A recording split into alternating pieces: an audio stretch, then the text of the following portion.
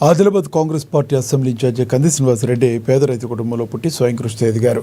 పేదల కడుపు నింపాలన్న పెద్ద మనసుతో 3.5 ఏళ్ల కిందట చేపట్టిన నిత్యాన్నదాన కార్యక్రమం నిర్విరామంగా సాగుతుంది.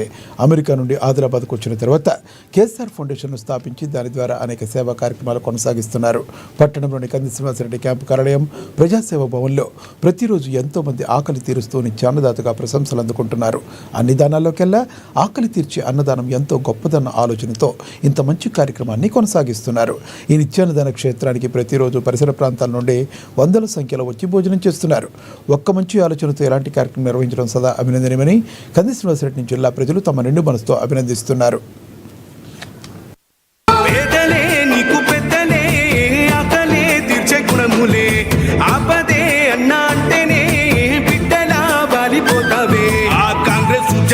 దండువన్నా నిరుపేద జనముకు నీడవన్నా నూరేళ్ళు వర్తిల్లు అన్నా మాయన్నా అన్న కంది శ్రీనివాస రెడ్డన్నా కాంగ్రెస్ జెండల్ల దండువన్నా నిరుపేద జనముకు నీడవన్నా ఆదిలాబాదు ముద్దు బిడ్డవన్నా అన్న కంది శ్రీనివాస